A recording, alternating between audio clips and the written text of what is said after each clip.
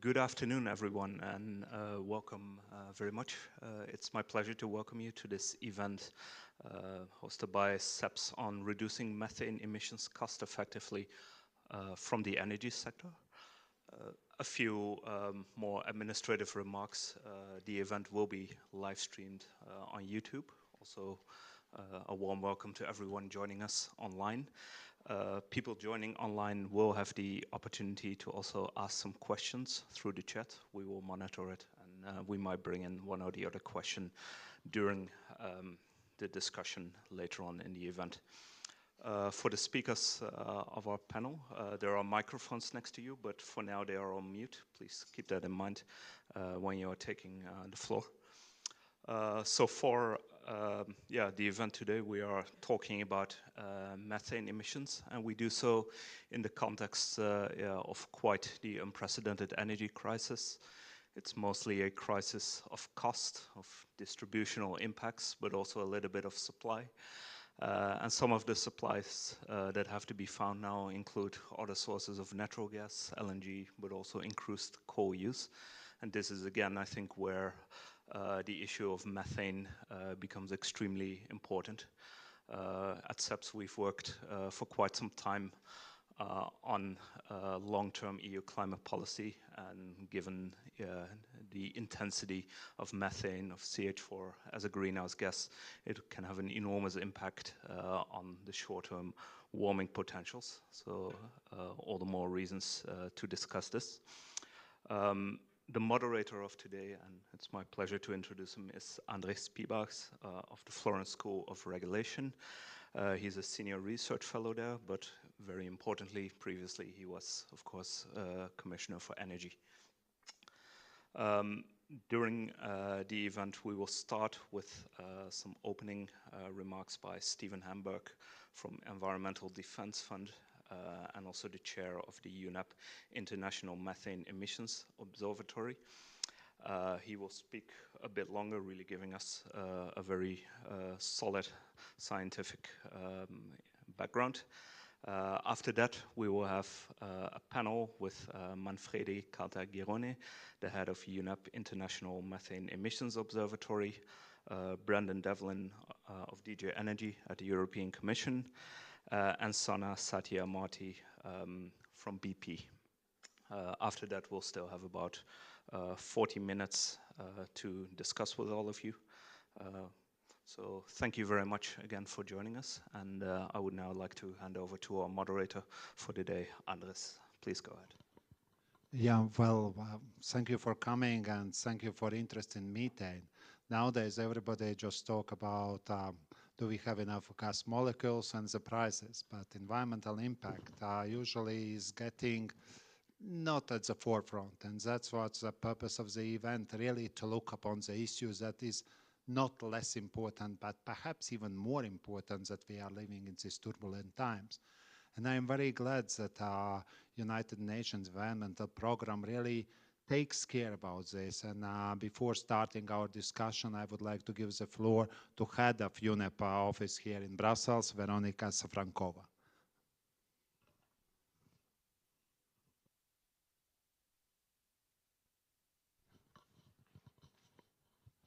Good morning to all. Thank you very much for inviting us, and it's a pleasure to be here, and it's a pleasure to be here in person.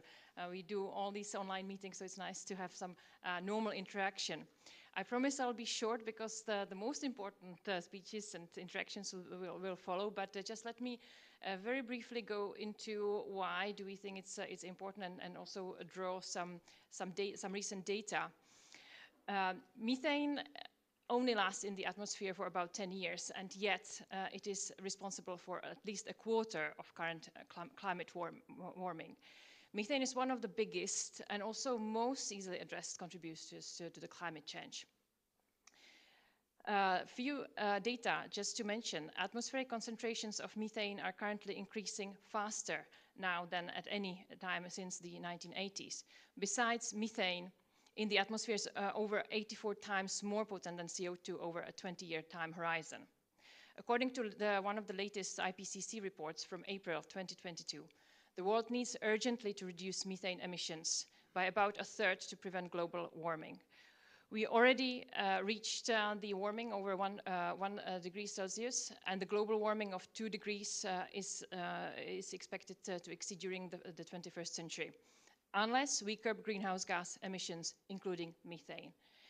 While ambition to curb methane emissions is increasing, we are currently not on track to reduce emissions by the levels needed to reach the Paris Agreement and our goal of limiting climate change to 1.5 degrees.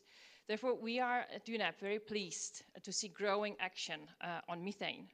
More than 120 countries have joined the US EU-led Global Methane Pledge, which commits to reduce methane emissions globally by 30% by 2030.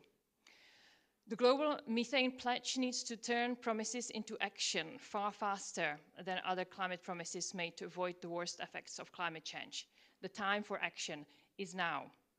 And therefore, we are glad that the pledge reinforces the first ever proposal from the European Commission to reduce methane emissions in the energy sector. I'm sure you will hear more later. We have a solution to tackle this great challenge. The fossil fuel sector has the greatest potential for rapid, cost-effective reduction of methane emissions with existing technologies.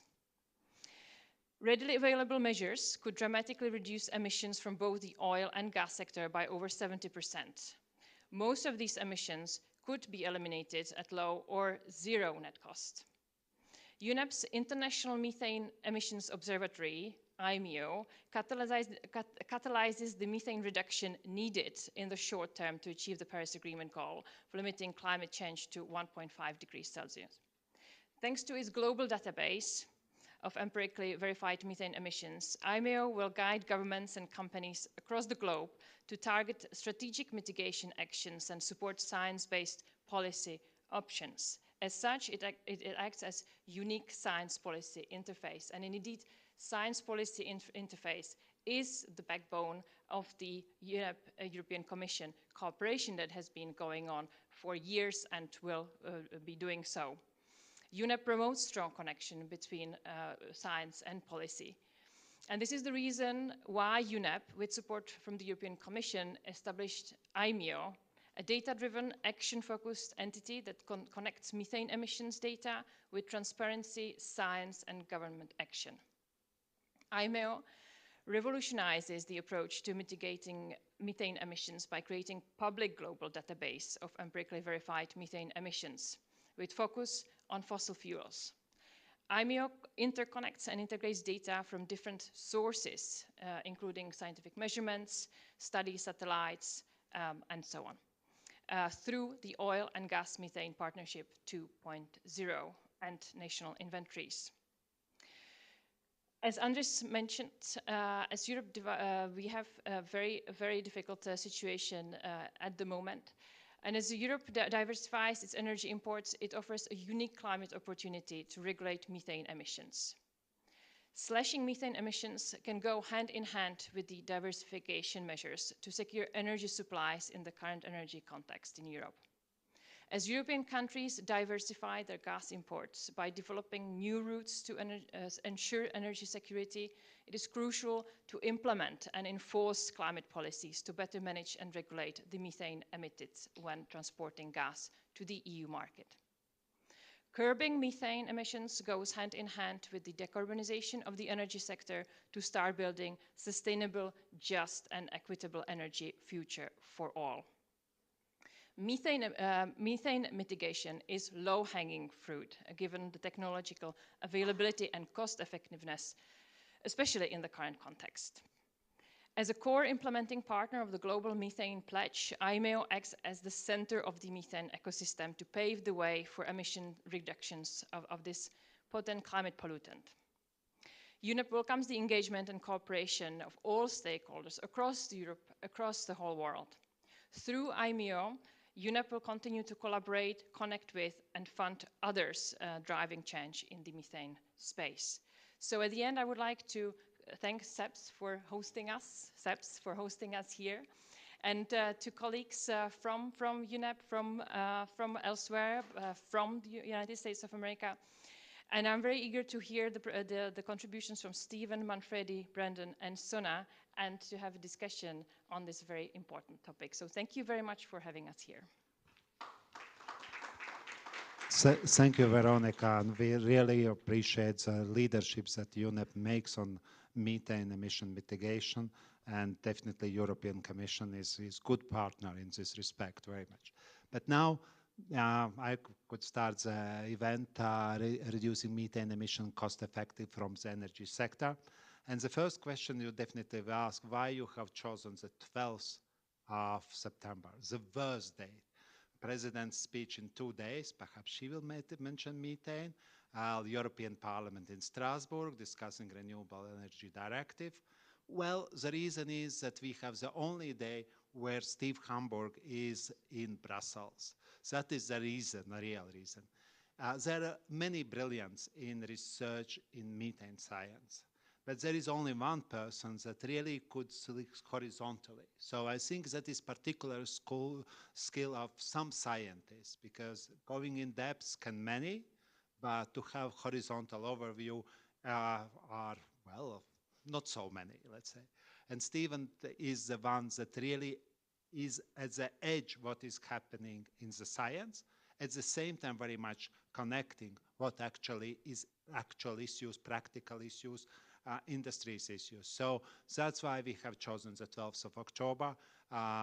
Stephen has many titles, as you can see, but for me is the absolute authority on methane emissions in the world. So Stephen, the word, I pass the floor to you, and there is Mike. Thanks so much, Andres. And I'm not sure I can live up to that incredible introduction, but it's a real pleasure to be here. And rather than doing the traditional science thing and showing slides and data, I want to tell a narrative of the imperative of why we need to work on methane. And I don't think any of us now doubt the damages that climate's causing. We only have to look at the Rhine here drying up. We see the wildfires across the world. We can list an incredible number. The droughts, I was just looking at olive production in Europe and all the places where the drought's affecting it. So we are seeing these damages on human society and natural ecosystems. And it's now. But I want to start this by thinking about time, because methane and time are inextricably linked. What do I mean by that? I'm going to first start by just my own experience. So I've been working on climate change issues and impacts for about 40 years. Most of that time I was a professor at university. I left the university to have more impact. Well, why? I'm a forest ecologist. I've studied forests long term. I have plots that are now well past 40 years. I have a lot of gray hair. And I made projections on the impacts of climate change on forests decades ago. What really changed how I view the problem was when I was in the forest, going back to plots and seeing what I thought was way in the future happening now. I saw the species changing, literally. I thought, oh, I made a mistake. Well, I had my own handwritten notes from when I was a student. They weren't there. They're there now. They're moving. The world is changing rapidly. We need to do something about it. What does it have to do with methane? Well, we have, the way that I like to think about this problem is that we actually have two problems, and we have to solve both of them. One problem is the rate of change we're experiencing now. The other is how much change in the climate we'll experience over time. Both are critically important. We historically didn't think that way. So the challenge we have is, how do we reduce the rate of warming literally in the next few years? The biggest lever we have by far is reducing methane emissions. As was said, it's a short-lived climate pollutant. So the good advantage is that if we reduce those emissions, they will start to slow the rate of warming. We can't undo the climate change we've experienced, but we can greatly reduce how much we experience over my lifetime by focusing on a set of actions, primarily methane, but not exclusively methane, while we work absolutely devoted to decarbonizing and reducing CO2 emissions. We have two things we have to do. The near term is driven primarily by methane. It's not just that it causes more than a quarter of the warming we're experiencing today. It's the dominant force driving the rate of warming in the near term. So that's the mandate. Why methane? And we know now enough to really take that challenge on. It comes from a diverse set of sources. Oil and gas is clearly a big one, but it's not the only one. But the oil and gas and fossil fuel industry, because it's heavily concentrated with a lot of technology, is the biggest short-term lever to reduce the rate of warming in the next few years. We need to deal with agricultural emissions from enteric fermentation, from cows, cattle. We need to deal with rice. Again, it's an and. But if we want to make big changes quickly, the fossil fuel industry is a great place to start looking. It's not the only place to look, because the industry has demonstrated they know how to operate without those emissions. I've been to many, many sites, large number of sites, where you don't find those emissions. So that's the good news. Even as we decarbonize, and people say, well, we're going to decarbonize. Why do we have to get rid of those emissions? Because the time it takes under the most aggressive decarbonization scenario, those emissions matter. The science is unambiguous. If we want to protect the summer sea ice in the Arctic, we need to reduce methane emissions now and CO2. That greatly increases the probability that we'll have summer sea ice in 2100. Not reduce them decades from now, not reduce them a decade from now. The initiative is urgent. And it is increasingly clear that it's a challenge we can meet. We don't need radical new technology. We don't need radical new methodologies. We need to take what we know how to do and do it. So that's a good story. That's a good story.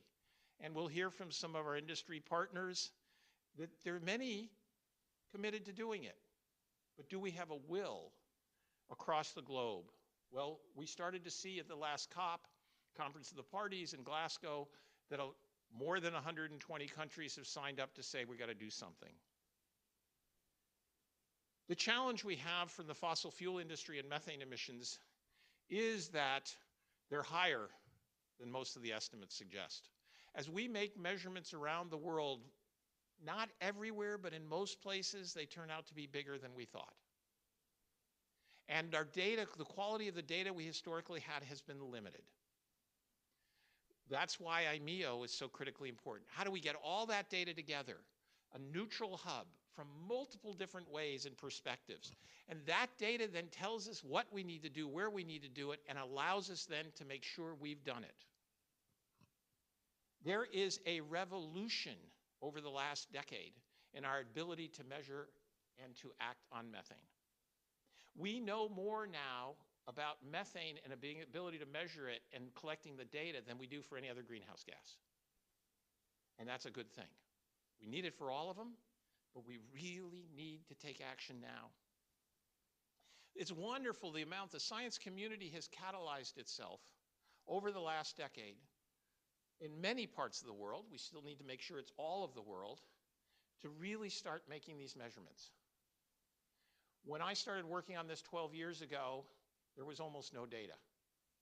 That isn't the case today. So the good news is we're making progress. The bad news is we haven't reduced emissions nearly fast enough to really have the impact that we need. We can make these measurements from space. There are satellites now flying that allow us to see methane emissions. And in a year and a half, we'll have several additional satellites that will give us even much better capacity. We'll be able to map methane emissions around the world with a high degree of accuracy that we can't do for any other greenhouse gas in a short time. We now know how to fly planes and make measurements so we can accurately map where those emissions are occurring, how they change over time. We can drive cars down the streets of cities, and we've done that in North America and Europe and Asia, making measurements of methane emissions coming from the fossil fuel infrastructure. None of that existed just a few years ago. So we have a set of tools. We have an understanding. It's not all we want. Some of you may have heard that we can't, there's an inability to fully balance the global methane budget. That's true. We don't know all that we need to know. But what we do know is that if we reduce those human-caused anthropogenic emissions, we will slow the rate of warming relative to what otherwise had happened. That's not in doubt, and we know pretty well how much. So the challenge is, can we make the measurements and make the reductions quickly? The data is there, as I said. And some of the specifics that we can get into from the oil and gas industry, things like flare efficiency. Well, people say you don't want to flare. Well, sometimes we have to, and we do currently. Well, if we're going to burn it, we want to burn it 100%, so turn it to CO2. We'd prefer to burn none. Well, we also don't want to vent. Sometimes, rather than burning, the flare is off, because flaring is a bad thing to do. So in some parts of the world, you just turn the flare off. It's not flaring. We're just putting it out as vents. A lot of times there's talk about these really big emissions, which are terrible, and we definitely need to address them. Super emitters, sometimes referred to the really biggest ones, ultra emitters. But we have to remember that they're the tip of the iceberg, and the rest of the iceberg matters. So yes, we need to address them. There's no reason why these large emissions should exist. But we also have to recognize that we're emitting it throughout everywhere. We are emitting methane. I use natural gas in my house to heat. I live in an old home in the historic part of Providence, Rhode Island. I have natural gas. We've reduced dramatically, but we still use it. And every person like I who uses it, there are lots of little leaks and emissions associated with that system, and we don't know where all of them are. We've got to tighten that system up and eliminate the use as part of decarbonization as quickly as we can. And those small sources matter. So in the United States, we recently did some estimates to suggest that of the total emissions from the oil and gas supply chain in the United States, half of them come from small wells producing relatively little gas and oil, and they account for half the emissions. So just a little here, a little there. So we have a picture, we have the tools, we have a rapidly increasing capacity to monitor from space. That's all good news. Now the question is, do we have the will to make the changes? The science community, I feel proud to say, has risen to the challenge. We have more work to do, but we know so much more about where the methane is being emitted, how to reduce those emissions, how to track those emissions, and to do that in real time. So what I want to leave you with is, it's now, how does the science get built on to create the policies and the impacts that the 120 plus countries committed to? The International Methane Emissions Observatory was designed to bring all that data together in a common portal that's available to the world, so everybody can see what's happening, everybody can use that data and be able to affect the changes that we need.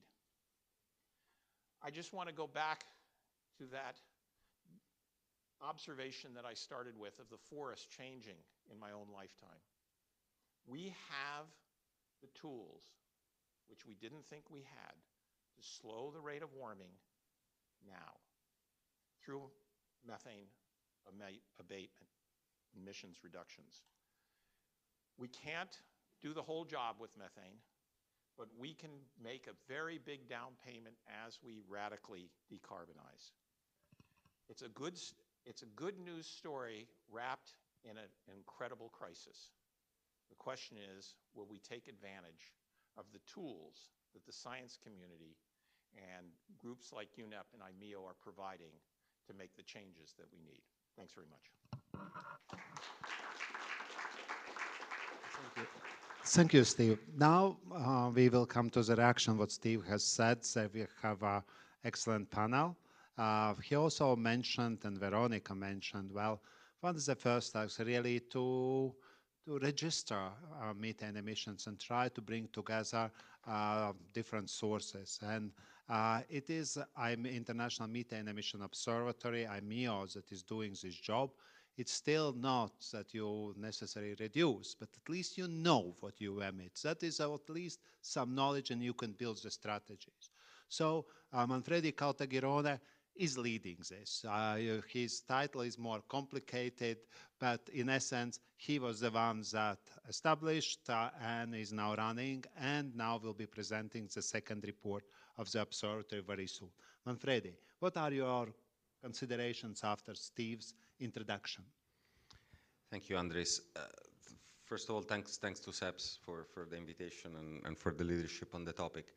I wanna start where Steve started on take what we know how to do and do it, and really this is what IMEO has been designed to do, and certainly not only by me but by a community of folks that have invested their time and their energy and their intellectual capacity as Steve was saying, into finding a good news or in delivering on a good climate news in a world in which the climate news are never good news, right? And the world desperately needs a good climate news, and to do it in a turbocharged way, because really we do have 90 months between now and 2030, and this is the time frame in which, according to the IPCC, as both Veronica and Steve were saying, we need to reduce emissions dramatically by around 1/3, but as Steve was saying, the bulk of the emission reduction will have to come from the fossil fuel sector. That is the sector that, as we've seen, has the highest reduction potential because of several characteristics, the concentration of the industry, but also the fact that it's a setting where finance and technology are largely available, in which, again, the industry has demonstrated in the past to be able to make shifts. You have done it on safety, you have done it on oil spills, and there is no reason to believe that you can't do it on methane emissions, but in a way that needs to ensure that the entire industry shifts, and that there is not only leaders such as BP, such as others, and in general the companies that have joined the Oil and Gas Methane Partnership 2.0, of which we're going to speak in a second. So IMEO is connecting, as it was reminded, is connecting data with action on transparency, on science, on implementation by government, by industry, by civil society, and the data is the common language that we think is missing across these different elements of the system that can really provide the credibility and the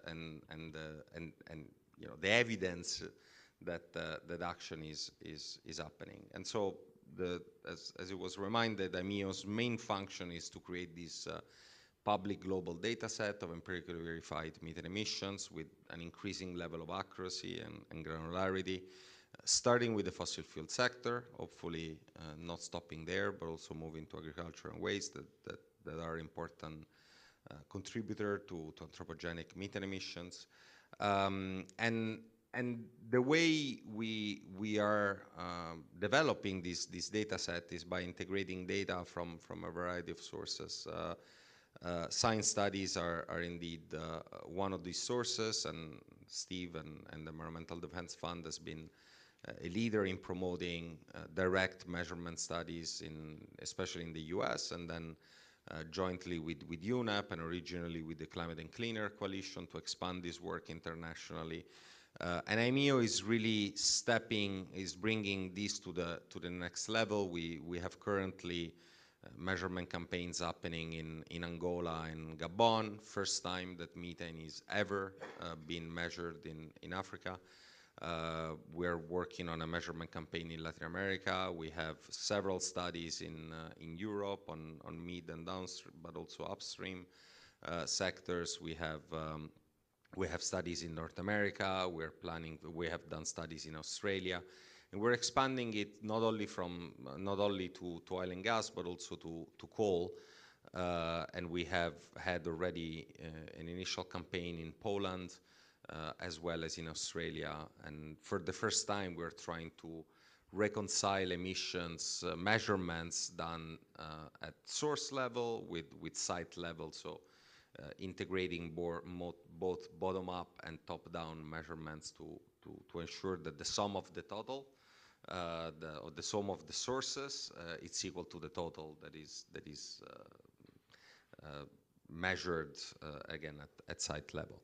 And this needs to increase. Methane has been historically underrepresented in the science community. It has not been studied as much as CO2. And we really, again, IMEO is working with a variety of partners to increase and accelerate the understanding we have. Typically, we think of the measurement studies in three broad categories. In those jurisdictions where there is no data at all, and so, for example, West Africa is one of the example.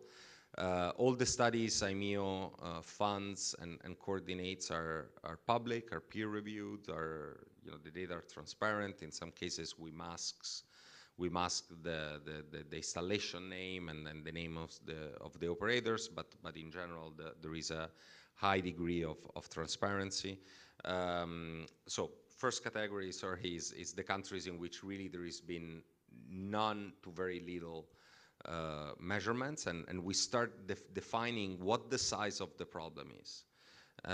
In other categories of countries, for example, Mexico, in which there is already been some studies, there is a better understanding of a decent understanding of how much emissions are emitted by the system, but there is not enough information to target mitigation action in the most efficient way. And so we keep seeing misallocation of emissions by facilities, by regions, and if you do not know where the emissions are, it's much harder to plan, and Sonna will, I'm sure, tell us about this.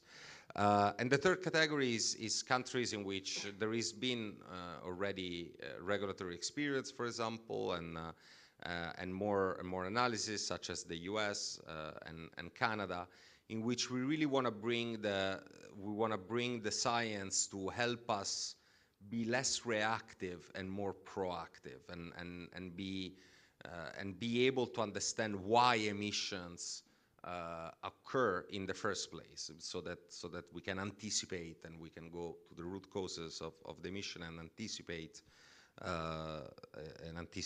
those, so that we can avoid more emissions. Satellites, it's obviously another big source of information. The European Space Agency, the European Union in general, has been a leader, and the Sentinel-5P, as well as Sentinel-2, have been at the forefront of the methane satellite science, if I can describe it this way. But we're going to have more tools, more instruments coming online, including EDF's MethaneSat in a year from now, but Carbon Mapper and others also from European space agencies that can help both on area sources and on more precise analysis of specific locations. And then indeed the industry has a critical role to play. UNEP manages the Oil and Gas Methane Partnership 2.0 that is the only multi-stakeholder framework for transparency related to methane emissions in the oil and gas sector. We currently have 85 or over 80 in any case companies that and it's incredible. We started Sonna with 10 in 2014. So over the last few years, we've really seen, also thanks to the engagement of the European Commission, a real acceleration of the realization of the importance of measurements and the importance of credibly working on reducing emission and sharing the information in a transparent way.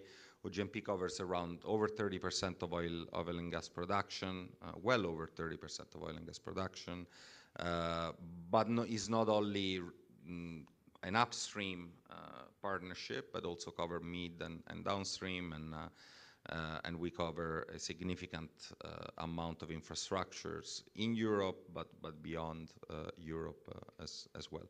And the fourth source of data will be indeed national inventories, our national inventories. So those reports that countries provide to the UNFCCC as part of their climate obligation under the Paris Agreement or the Kyoto Protocol in general, the climate convention.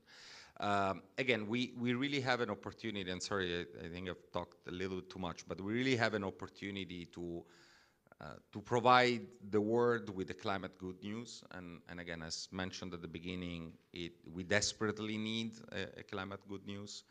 And we know how to do it. We just need to do it, but just at the pace that is unprecedented, but that is required by the urgency of climate change. So we should get busy and work with you all in doing so. Thanks. Thank you, Manfredi. I would now to introduce the next speaker. It is Brendan Devlin. European Commission usually is being blamed that it is late. So whenever something goes in the world or in Europe, then where is European Commission? Why it has not acted? On methane, I think this could be difficulty to mention because Commission is late on methane. So what has been the main drivers for reacting, putting Commission in the forefront? Because it is definitely something that was not obvious on political decision-making table. It is something that really was introduced strongly by European Commission. And how far you share also Steve's analysis, Brendan?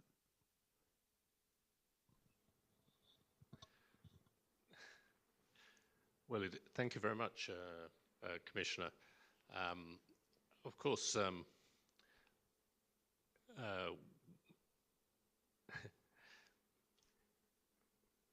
yes. Sorry, the idea of us being late is an interesting one. Generally, when we turn up, everybody is worried. But the European Commission in 2017 read the, should I say, DG Energy in the European Commission in 2017 read the IEA report on the 1.5 pathways and saw that, and the World Energy Outlook, and saw that the relative performance of natural gas to coal was conditioned by the amount of methane emitted in the supply chain to the final combustion point. And if I remember correctly, the figure cited was if there was a 3% emission over the life cycle, then it would be better to use coal.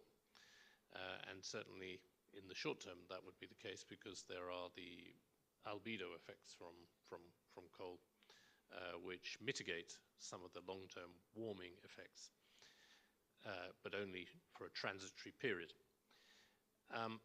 And we looked at that and we thought that if we are going to see any future for fossil gas in the European Union, we had to deal with the 3% figure.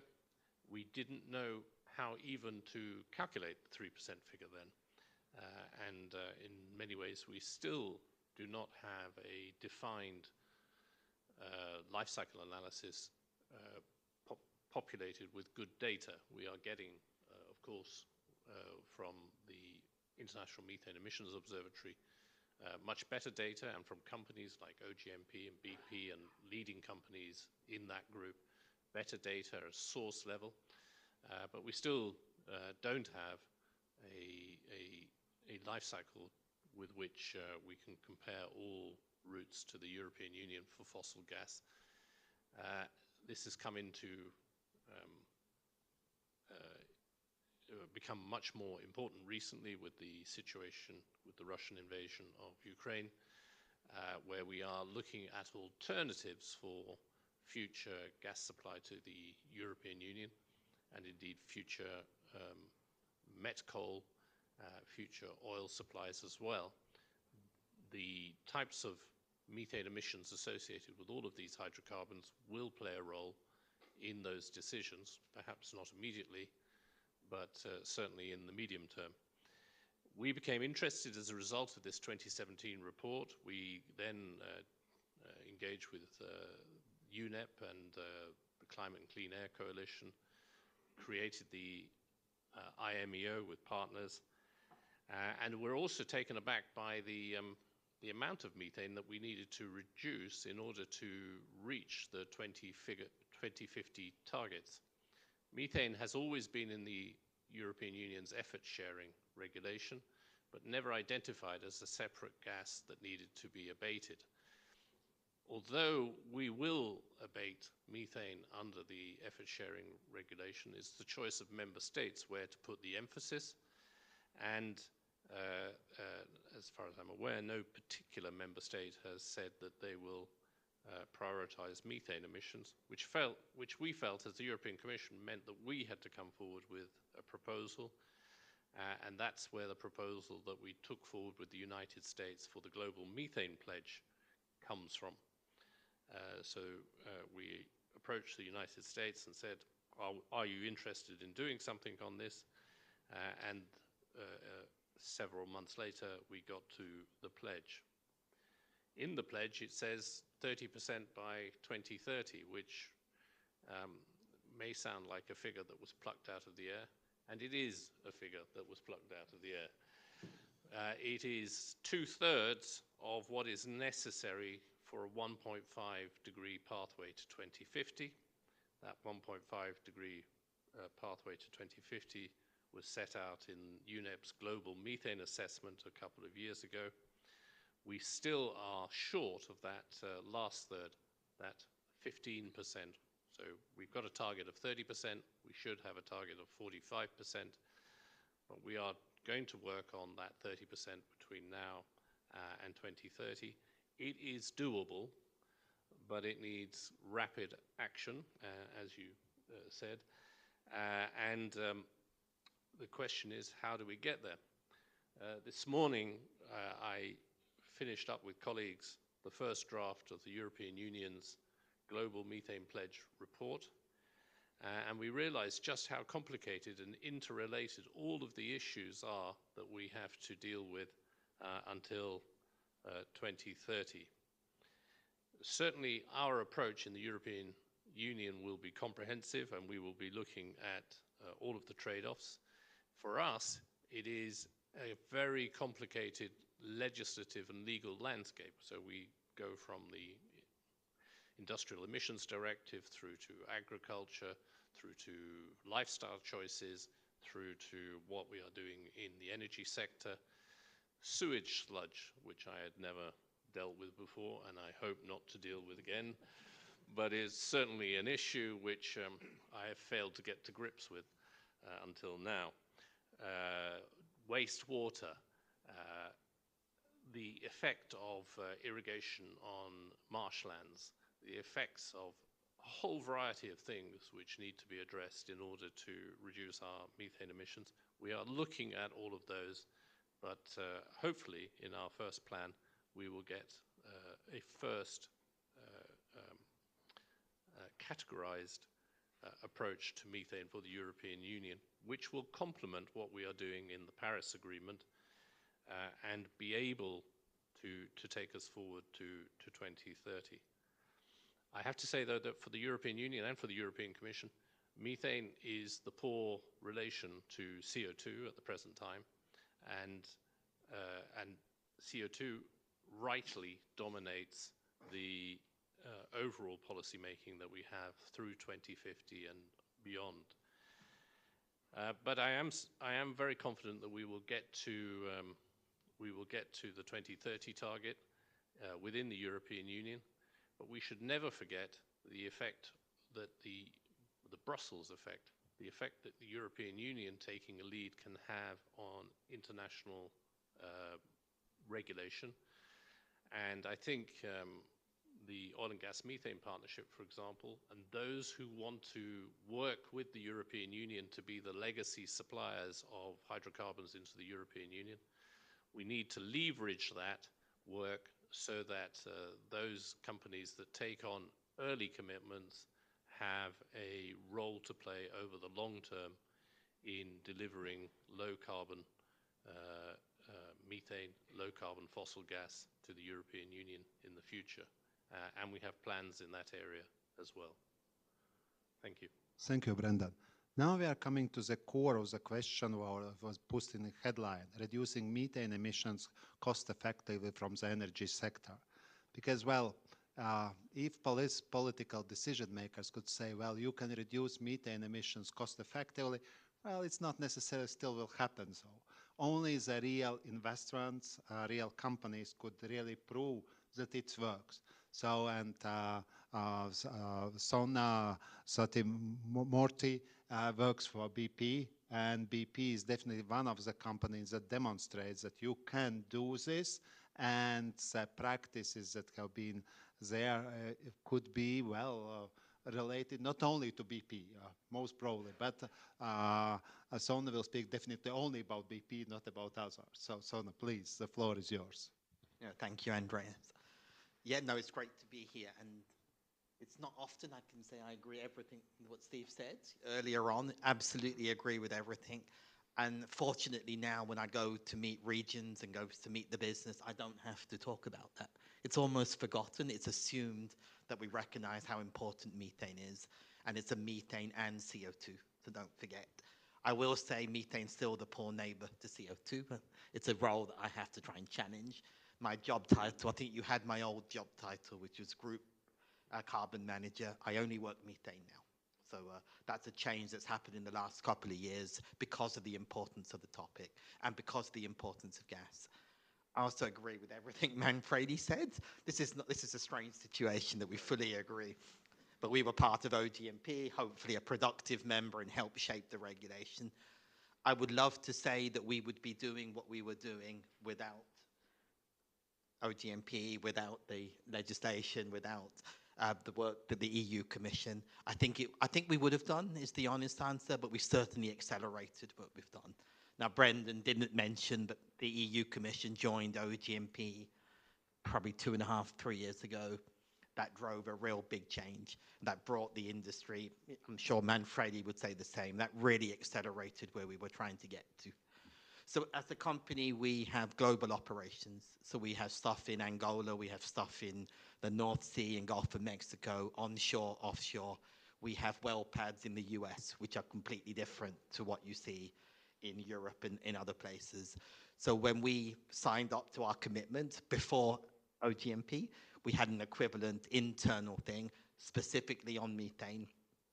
We were looking at what we could do globally. And I think Steve's mentioned some of that. If you'd asked me 5 years ago, the technology was not there. The technology was promising, the technology was coming, but it was not there. And we were almost looking ahead, saying, how do we do this? But I think it's probably the first time where I've seen BP just look ahead and say, this is where we've got to get to, for all the reasons Steve said. We have to get to this goal. The oil and gas industry, again, as Steve said, is a small part of the overall methane thing, but small enough to make a difference. So if we reduce our methane emissions by 30%, 40, 50, we can solve the problem for methane. We can stop the increase in concentration. And please, Steve, correct me, if we keep going further, we can actually add a cooling effect in the short term while we focus on CO2 and bring other things. So we did sign up. We have got plans in place to go globally to install source level measurement, first of all, to understand our data better. And some examples are flaring. So flaring is one of the biggest sources outside of the onshore US for BP. And that equation is quite complicated. It's a very simple equation, sorry. It's quite complicated in terms of measurement. There's the flow of gas that goes to the flare. There's the composition of the gas. And the trickier bit is the destruction efficiency. How well am I burning that gas? I want to destroy as much as possible. What I can say, there's a web tool that we've developed as industry, working with the World Bank, working with EDF, working with others. That's free, and we can send a link later on to help educate and work with people to understand what's possible. When the wind blows, the destruction efficiency is affected. It gets worse. When flow is lower, it gets worse. So how do we measure and have confidence in our data? And it's our single biggest source of methane. So for a typical offshore platform for BP, I'll speak only for BP, the flare might be something like 70 to 80% of my total methane. So I've got to get a real proper handle on that. The destruction efficiency is complex. Different companies, I can see Equinor in the room, and I'm sure there's others on the line, have tried different technologies. This is new stuff. This is new, but it's not impossible. We're proving that it can work, and we will either see the variation or we'll see that we're doing better, and we should learn from that. And I always emphasize the reduction part. I would love to call it reduction. It's actually called reducing methane, our particular aim, but the focus has been on measurement, and we're trying to change the culture now to really get on to reductions of methane, for which I need measurement or I need confidence in my data. But I can use some of this data, some of the technology to give me that feedback loop. So when things are not performing the way they should, we get early intervention. We understand what's driving it. So we're looking at sources. In the non-onshore US, my sources are quite different. My focus area for my technology is different. So I'm looking at combustion activity, I'm looking at flares, and I'm looking at process vents. Leaks or fugitive leaks are another one that's got a different importance. When I go to my onshore US operations, and again, EDF's done a lot of work in this space, I have a different sort of hierarchy of approaches. So I'm looking at pneumatic controllers that are powered by gas. I'm looking at well pads that are remote with separators and small flares sometimes. So we have different solutions. So sources, first of all, and very much in line with the IMEO, how do I give confidence that I've not missed a source and I've understood it better? So that's when we're looking at the top-down approaches. I think we've mentioned satellites already, so BP's looking at different satellites. There are challenges with satellites, but there's a whole avalanche of satellites about to appear. There's some already on the market. And if you step back and you try and tell your kids about what we're doing, working with satellites to measure methane that I can't see. 5 years ago, it was just pie in the sky conversation. It may or may not work. It's working, and it's improving, and it will start working over water, and we'll be able to go down to facility level in a few years. We're working with aircraft. The big measurement studies that Steve mentioned have used proper aircraft to do very sophisticated measurement. We're working with Cessnas, the smaller aircraft in the onshore that can cover, hundreds of acres in one go and give us measurement data. It can actually see a facility. It can actually see the pipes, and it's giving us really good information for us to understand. And we're also working with drones. Again, this is a stuff when I try to, you're thinking the drones that we use for playing with, these are drones that we can mobilize and send offshore. So they'll be sent from shore to go to an offshore platform and circulate the platform and measure methane pretty accurately. We're seeing some good data coming through. Even when they mismatch, it gives us confidence to understand why.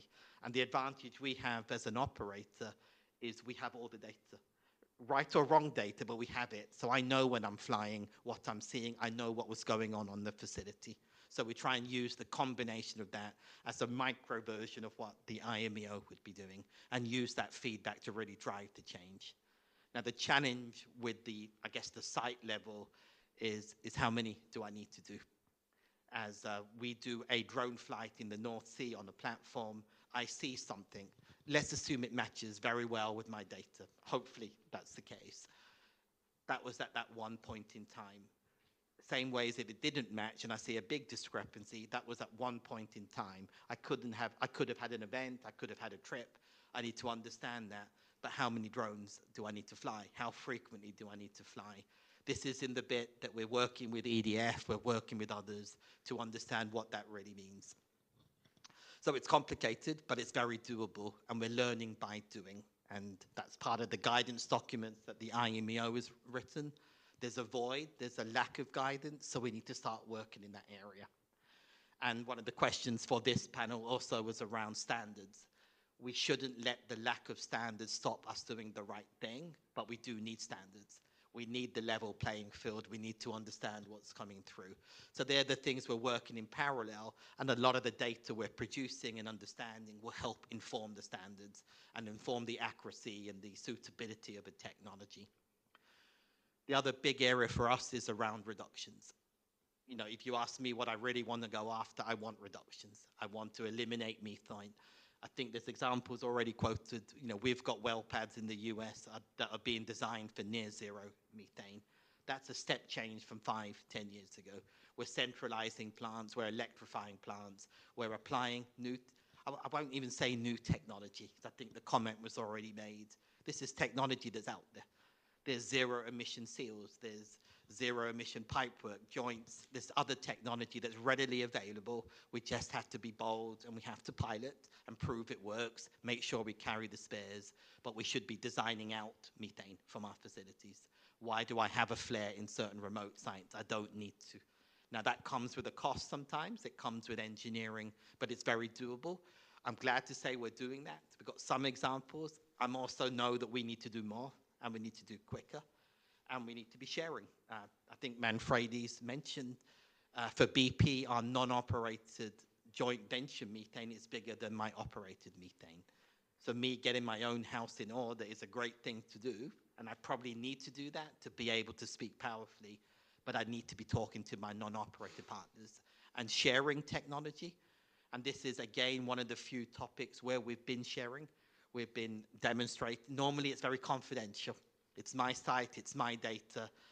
We tell them a very hybrid version of the results. We're sharing a lot more information about what works, what doesn't work. You know, when the clouds or when the sun's not shining or other issues that may prevent the technology, why should another company that hasn't been working methane for 7 years have to go through the same learning curve? And we're still learning, remember. They should be able to accelerate that. So again, one of the projects I love to share today, it's the one that excites me probably the most on recent things. I mean, drones are exciting, and so are aircraft, but it's a project we're doing with Carbon Limits. This is a project funded through various companies and OGCI. Develop a tool that's free. It has to be free. It has to be something I can give without a license fee, without a consultant fee, that allows any company, small or NOC, small company, independent company, understand what methane sources it has. And I should know that because I know the type of activity they have. If they're an offshore platform making gas, I know what I would expect to see. So don't ask them to tell us what they have. We can guide them into what they have. Intuitively, graphically, you know, very easy to use. Then allow them to report their methane in the way I use it, very bad, all the way through tell them what good looks like. And that allows me to encourage them to move to a better. And the example I make up is, you know, there's an emission factor that I've got from somebody gave it to me 20 years ago, and that's what I'm using. And I'm in a country with no regulations. So I'd rather you use that than nothing. But I can tell you 3 other better emission factors. And even better than that is an engineering calculation, or this is what it will take to get to measurement of some kind. So that will be, the tool will allow us to do that. And the last part, the bit that excites me, is reduction. What's proven, what's out there, to pick up Steve's point. This is not new stuff. For every source of methane, and I think we're modeling 23 different sources, show me the proven mitigation technology that's out there. The same technologies that the IEA refers to in their abatement curves, but also additional information from the World Bank and others, and then allow them to develop an abatement curve. We would do that ourselves as BP, and we haven't got it right yet, but this is to help industry move to a better place. I will stop there, Andreas. Thank you. Just to make more curiosity, perhaps these are not the most important general questions, but very much pertinent to the situation Europe is in. The first question that always comes is, like a statement that piped gas has less methane emissions compared with LNG. That is the one, do you agree or disagree? The second is more like a question. There was a report that in Porto Valle there is a huge flare, and most probably we could assume that there is not excluded that the gas that is not being sent to Europe is just emitted to the atmosphere. Do we have any evidence of it? Or we could say, well, if this happens, some actions will be made. So that is a second question. What happens if it is deliberate, huge emissions in the atmosphere of methane? And third is, again, tricky question. UK announced that they will restart fracking. Will they do? I don't know, but Prime Minister very clearly said. It is usual perception, you do fracking, you have more methane emissions. So that means that if we will start to buy, at some stage we will be happy to buy gas from UK, we are supporting climate warming acceleration. How to pursue, what policy to follow when you are put between rock and hard place. So on one side, you really have a situation where new investments in fossil fuels produce emissions. From other side, you have a huge demand. So these are more political questions, but still, what would be your reaction? So basically on three different questions, you can pick one. So I perhaps will start with Steve, and then I will move Brendan, and Manfredi will be the last. And the second group of questions I will put on regulation. So please, Steve. Thanks. I'm not sure I like being first in this case. Well, a couple of things of just factual. So I'll start with your last one on fracking and methane, and some people will get angry with me with my answer here. I don't think there's any actual data to suggest that fracking produces more methane emissions. So with green completions, certainly the data that we have seen in the United States, now that you still have to do it right, but if you use what's called green completions, which in the United States are required, and the United States is the largest fracking country, the emissions don't go up. And that has to do with basically, colloquially, what we call is the burping. You're cleaning out, you put liquids down, you got to get them back out. And when you do that, you can do that in a way that doesn't, it can lead to a lot of methane associated, but it doesn't have to. And the technologies existed. In the US, it's required that you use it. I won't speak to the efficacy of those regulations because I haven't looked at that, though they're certainly used widely. So I think we have to be careful in not jumping to conclusions where there is good data. And in that case, we do have good empirical data in which there have been many studies, so we should use that data. So I'm going to leave the political side of fracking to others to describe, but I think from a science standpoint, what we need to do with using fracking and the degree that we need it to produce the gas that we need in the short term, I would say the key is just to make sure, again, we know how to do it in a way that doesn't lead to additional methane emissions. We got to deploy that, and we got to make sure that it's deployed. In terms of the atmospheric venting and the degree to which that's happening, we have some ability within existing satellites to be able to see that, but we will, within a year or so, have better satellites that will allow us to be sure we can map that. There are challenges in some environments, but if you're venting a lot of gas, we'll be able to see it, but not all vented gas we'll be able to see. And then the LNG versus pipe gas, unfortunately I am a scientist on the one hand, on the other hand, the challenge is it's not a simple answer. So if you put a gas in a pipe and push it over a long distance, you use a lot of compressors. Compressors are a major source of methane. And obviously with LNG, you're using a lot of energy to produce the LNG, so that also has associated emissions. So the equation is complicated. Certainly LNG versus a short pipe would be a disadvantage. Over the longer term, it's going to depend on the system.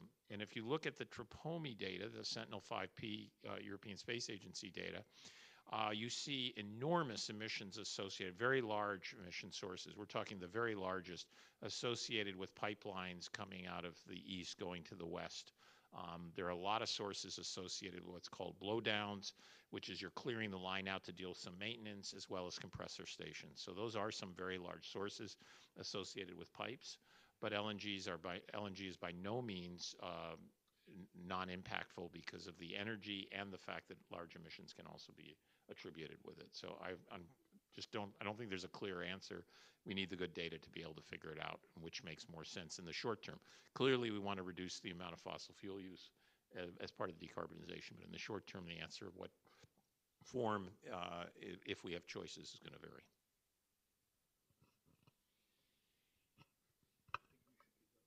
Okay. Yes, thank you. I agree with you, but I'm going to supplement with what you said to also some points from the European Commission's perspective. Firstly, on fracking, yes, I think there is no, or we have not seen in the Commission any evidence that fracking as a separate technology for winning of gas or oil from the ground creates any greater or smaller emissions than another technique. What we do see, though, is that the flanking policies, for example, whether there are pipelines available and such like, to take away associated gas, often these do not keep up, particularly in some jurisdictions to the west of us, put it that way. So definitely it's not demonstrable that fracking is worse than traditional techniques. But then there's also a question of what is the traditional technique as well. For example, when discussing fracking, I'm often surprised by how little we appreciate that fracking occurs, for example, in Russia, not as much as in the United States, but it does occur in Russia and has expanded recently as well. So fracking is also not a jurisdictional thing. It happens all around the world in different rates and in different ways. The European Commission does have a recommendation on best practices on fracking, which takes into account most of the things that you mentioned, and indeed also the requirement that pipelines keep up with associated gas.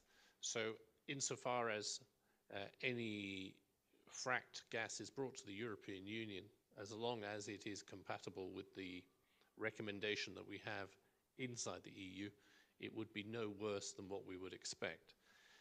The difficulty will be in other jurisdictions where there are not a complete set of regulations as we have in the European Union. And there, the transparency tool of our legislation, which is coming through now, will have a profound effect in saying what happens in these other jurisdictions. And for example, in the United States, there are different regulations in different states. So you can imagine that hydrocarbon imports from one particular state could be okay, and from another state, not so okay. And I think that will be something that we will have to look at in the future. And we're very much hoping that the IMEO creates the methane supply index that would allow us to compare different routes to the European Union, and also for countries like Japan, Korea, who also import large amounts of hydrocarbons, that they have also access to that data so that they can make their choices as well. And then coming to the question of pipe gas LNG, again, I would totally agree with you. We don't have sufficient data to make that choice at present time. What we do know is that if you go up with a satellite now and look at long-distance pipelines, they look very, very leaky at the present time. And not only do they look leaky, but as you say, compressor stations also burn gas and leak gas. And more importantly, they also provide large amounts of badly burnt natural gas. And in the Arctic context, that provides for black carbon in the Arctic region as well. So there are more than one climate issues associated with long-distance piped gas. We are hoping with the United States to establish a common life cycle analysis so that we can plot the relative performance of piped gas and LNG and CNG and other forms of energy transfer to be able to make informed decisions. But that work is not accelerating at the present time. And on the question of Russia, if I may, I'll just avoid that one. It's not compulsory. Answer all the questions. Yeah, Sona, please. So, first of all, I might as well pass on because I agree with everything that was said. So I'll just pick up a couple of additions. So in terms of, say, fracking, I think the way forward maybe one pathway you talked about, a supply index, is also certified gas. So that's a way of differentiating or showing that the gas you have, based on measurement, based on quality, based on other parameters, could be a way of moving. And there's been a lot of advancement in that space, working with various parties. And for example, BP's done that. I'm sure others have as well. But that needs to be bigger and better. In terms of a big event or a big leak, then satellites do have they absolutely right today have a role. We do get alerts from one satellite provider in certain regions. Isabella gets a phone call and says there's something that we've seen here, go and investigate. So we go and talk to our region. We would then also point our satellites that we have access to through other contracts and also local data to try and really see what's going on. Is it transient? Has it stopped? Is it ongoing? And that allows us, there's examples, 20 big leaks with 19 being fixed. And we're talking big stuff. Satellites can't see small leaks today.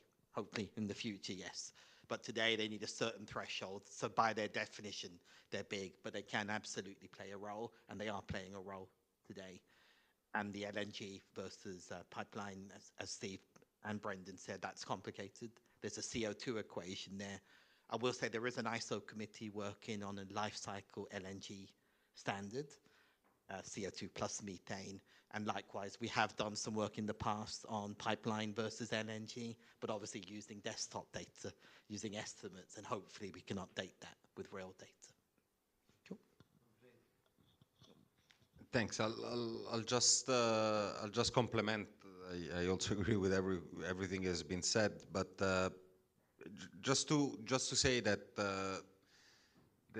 that methane is really a sector in which is hard to generalize, and as was said earlier, emissions don't have to occur to produce fossil fuels, and so it is really important to focus on the specific producers, the specific assets of the specific producer, and because there can be great differences that are generated from operational practices, from the interest that the company has in reducing or minimizing the emission associated with the production and transportation of gas and the production of oil. So it is really important that we base claims on data that are accurate, that are measured, that therefore are measured, but they are granular enough to provide information on the specific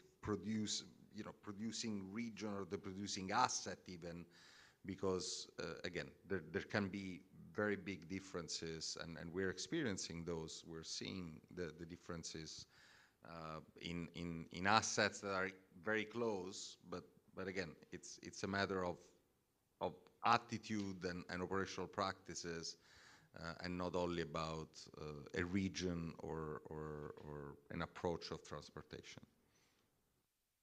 Thank you. And the next group, Steve, please, if you wanted to. I want to make sure we don't have too much of a kumbaya moment, and I can disagree with something here. So I do want to add on the notion of certified gas. We have to be really careful because depending on where you are in the world, you don't own your asset throughout time.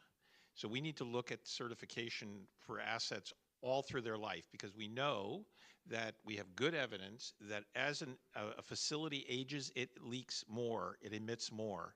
So that if the fact that the facility that I am looking at has low emissions, but it will have higher later.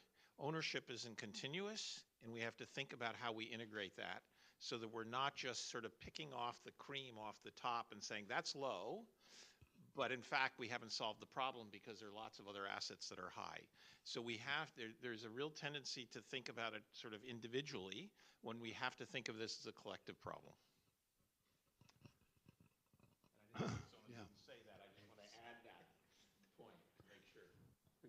Can I instantly agree with you on that? And so the Commission, in its policies, is adopting two strands. One is company levels, and the other is jurisdictions. So what we don't want to see is asset shuffling, people buying things, selling things to get within a certain framework or number.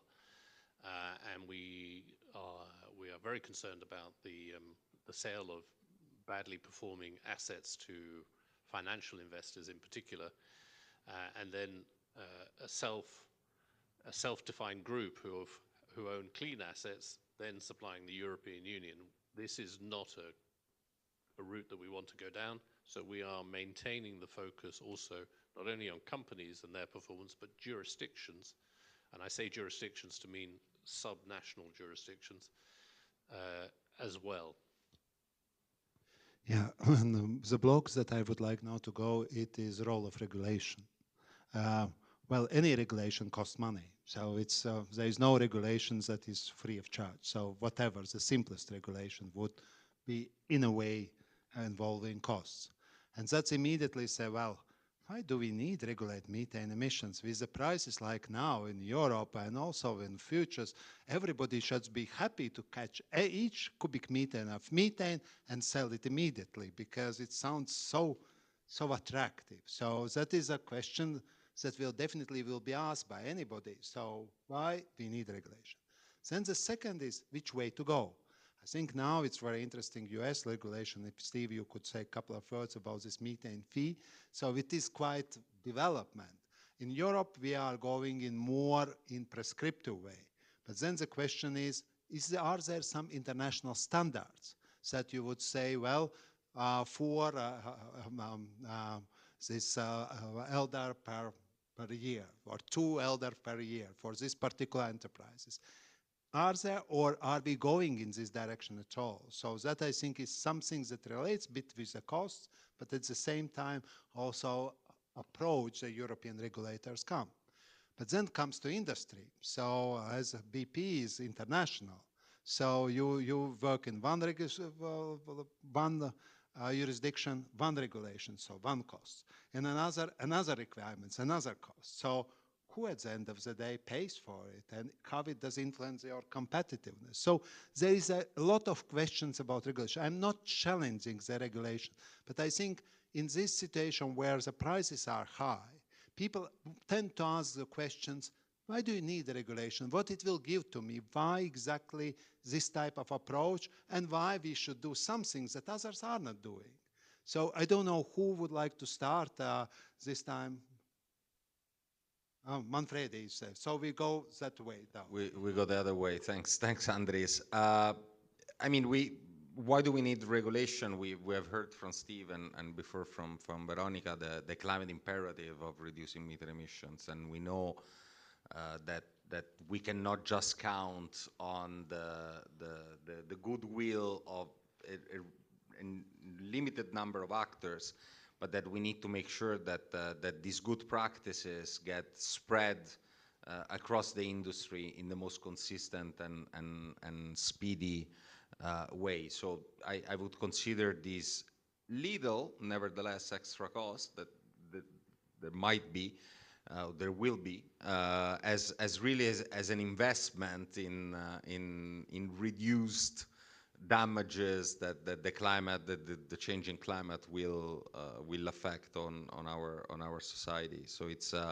from a cost-benefit analysis, it seems to me that there is no doubt that is a worth investment. The issue clearly is to make sure that this, as was said for the certification schemes, that it only doesn't happen to certain companies in certain jurisdictions, but it happens across across the board. In terms of, and this is exactly what IMEO and UNEP is trying to do through the Oil and Gas Medium Partnership and again through IMEO.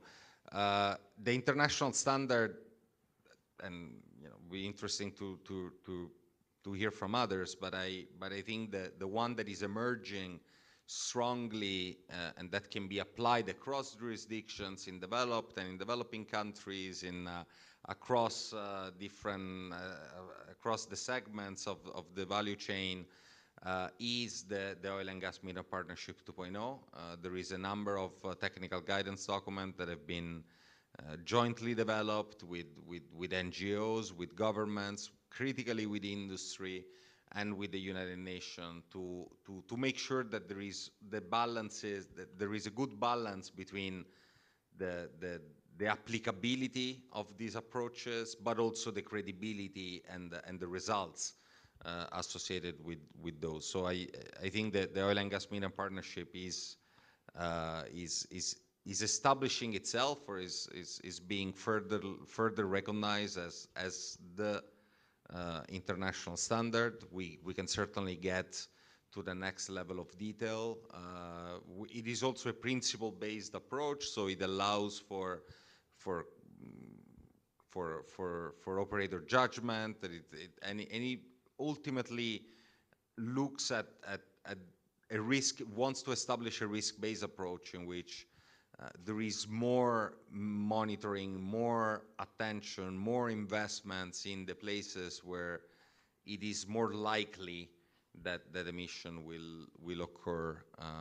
And again, this is something that we'll have more information on as we develop this global data set, as we learn more about methane emissions in the fossil fuel sector. And as we, as a system, so as different part of the system, really dig deeper in understanding why, how much, and when emissions occur. So and in terms of LDAR, how many times a year? I think that the general approach is that 4 times a year, so quarterly LDAR. So four times a year seems to be the generic or the standard approach that most jurisdictions are taking, and we think again it is a good start, considering though that in some places it will probably have to be less because it's less likely there will be emission, and in some places it will have to be more because it's more likely there will be emission going forward. So I'll leave it here. Yeah, thank you. As Manfredi was quite took some time. So guys, if you can do it 2 minutes each, pick one of the questions I ask, because Milan still need to make a resume and we need to conclude the event on time. So now. I'll keep it brief. So again, supportive of all that. Do I need legislation as BP or regulations to do what I'm trying to do? No, don't need it, but it does level the playing field. It allows us to work in different regions, in different parts of the world, make that same investment. Every operation, even the ones I operate or non-operate, it's very infrequently that I'm 100% the owner. So I'm working with peers, I'm working with partners, I need their support, and regulations in that sense does help, and it levels the playing field. But also the regulations need to be pragmatic and sensible, and certainly with methane, where things are changing so quickly, it can be a little bit more forward-looking or outcome-based, and that's hopefully where we've been providing feedback. Even ELDA, I don't like quarterly. And that's not because I don't agree with quarterly. It's almost your second point. Why wouldn't it be weekly over there or monthly? Because it's a risk. We're seeing more leaks. I need to do more. But I can understand why the regulations have to be written in a way that covers the whole, not just the top. I'm not saying BP's top, but the good players, the people are trying to do the right thing. Thank you.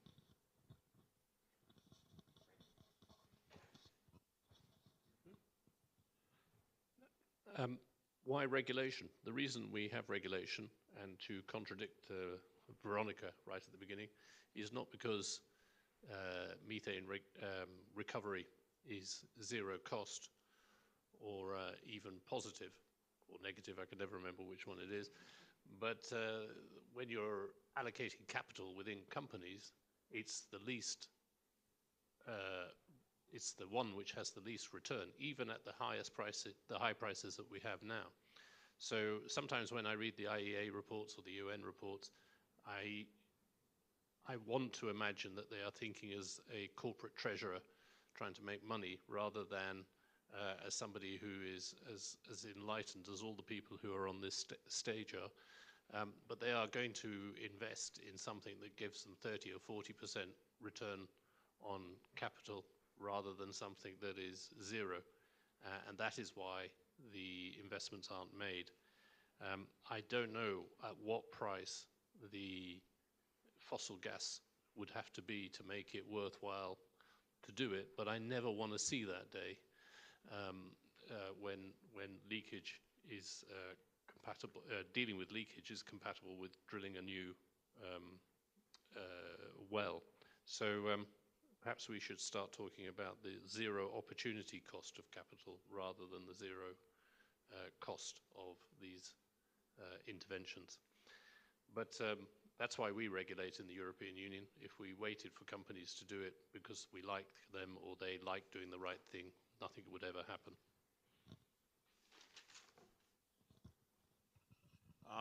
So I'm going to be brief and just Brendan basically shared what I wanted to say, and I'll just put an exclamation point on it. So 12 years ago when I started talking with companies about methane emissions, I was told explicitly, why would we waste product? That's stupid. But in fact, the opportunity costs for the industry across the board, and not just for the oil and gas industry, so I won't just pick on them. If you look at a whole suite of things, farmers have similar issues. And that in terms of, do we put a little extra fertilizer on or not, because I can get more crop later, and you add a lot, which means you end up producing either, depending on what you're doing, N2O or methane, depending on what you're doing, is in fact very real. And what we've shown with the data in the ensuing decade plus is that, of course, not surprisingly, the opportunity costs lie elsewhere, or the benefit, the opportunity benefits lie elsewhere. That is not unusual, and I think it crosses industries, so it's not unique to the oil and gas industry or the coal mining industry. So we have to recognize that reality and recognize that the global good of reducing greenhouse gases is not going to be driving the behavior of individual actors, because we're all, whether you're a farmer, a small landhold farmer, a farmer in Europe, farmer somewhere else, an oil and gas operator, whatever, there's a whole lot of things that come into it, and this is just one, and we need to make sure that we get this one right. And to do that, we need to make sure that, I will defer on fees or regulations, that's outside of my area, but we need to make sure it happens. Thank you. And now for conclusion, Milan, the floor is back to you. Thank you very much. First and foremost, I'd just like to thank all of our speakers for sharing with us their wealth of experience and deep knowledge on this topic. I thought for such a technical topic at this moment in time, it was actually maybe surprisingly upbeat. There is a real opportunity to make a real impact in slowing warming in an absolute sense, not just slowing the relative rate. That's good to hear. It's also clear from our discussion that data really matters a lot. There aren't easy narratives when we compare LNG versus pipes or the role of fracking, and things are very location and situation dependent. Maybe the same also goes for any regulations that we would implement in the future. Yeah, one thing I'm curious about still for the EU in the future is, while we do have effort sharing, we also have our emissions trading system where a lot of the sectors are already included, just not with the upstream activities, but the prospect of a cap that declines to zero does seem attractive also in this sense. With that, I'd like to thank everyone for joining, also the people online, and also in particular Andres for your excellent moderation. So thank you very much, and please thank everyone.